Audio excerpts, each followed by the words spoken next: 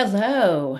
I wanted to come in here today to share a story about a girl who navigated a very difficult situation, and what practice she used to ensure that her thoughts did not hijack her. So she was in a relationship for about 9 years. And right before that 9 year relationship ended, she learned that her partner had been unfaithful to her for many years and with several women, one of them being a very, very good friend of hers. Now, the other part of this experience was that he had told her at the very beginning of their relationship that they needed to keep the relationship a secret, that her family and her friends and others wouldn't understand the interracial relationship. And she trusted him and she loved him, so she played along. Even though along that 9 year journey, it became more and more difficult.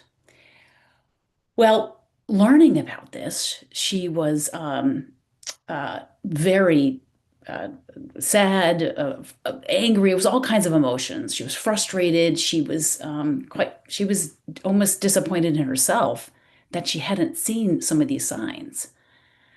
Because by the way, her friend that he was having a relationship with also didn't know because he had shared the same thing with her. So uh, she reached out to a life coach, somebody she had been seeing for quite a long time, and she trusted for some help.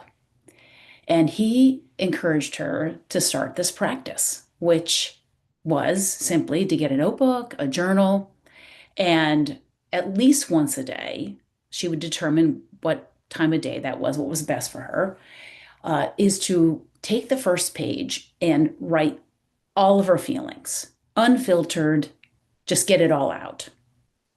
And then once she hit the bottom of that page and she was moving to the next, she had to stop venting. And then at the top of that next page, she wrote things that I'm grateful for. And they were little things, not necessarily big things, but she would take the train in every morning to the city. So she would often see the sunrise. She would write how she was grateful for the coffee that she had in the morning, or the great conversation she had with her sister the night before, or the beautiful meal she had last night, or the great yoga class. So anything that came to mind, she would fill that page with all the things that she was grateful for. Now, she would do this every morning for a while to feel her feelings. I mean, and that's what really the practice is about, is not stuffing them down, not ignoring them. But she would write every morning on the way into the city because that was the time that her mind was most active and preparing for her day. And she would write every night right before she went to bed. Because in both cases, she was ending that practice feeling grateful, feeling centered. She was able to sleep better at night, for example. She was able to start her day, right? But often she would write in the middle of the day, very often on the way on the train ride home, she would do this. And she did this for, frankly, months because it took some time to do this. But this was the practice that helped her to recenter, even if it meant she was recentering 10 times a day. But most importantly, that she wasn't ignoring or not acknowledging her feelings. And it's a beautiful practice that I wanted to share with you all. Um, and the other part of this is not having it hijack you, right?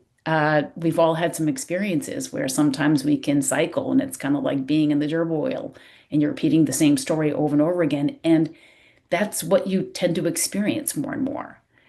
Um, and the other little practice that he shared with her was in moments throughout the day, in any situation, not just the situation, uh, is to pause for a moment. If you feel like, he said, if you feel like you're being hijacked by something or something's taken a lot of what he would call units of energy, he said, ask yourself, how many units of energy should that take?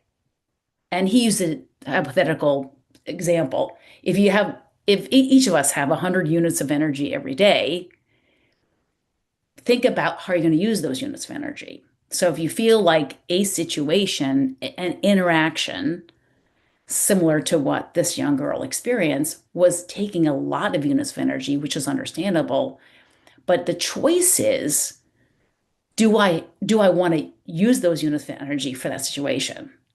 And for her, she did not want to use that. So in the moments of the day, maybe she's in the middle of a meeting and she finds herself being distracted and hijacked by this, she would come back and say, I'm giving that units of energy. And right now, I'd like to use those units of energy towards this. So sharing the stories with you to see if that would help you in your own practice when something has taken over, or maybe you'll be inspired with a new way that would work for you.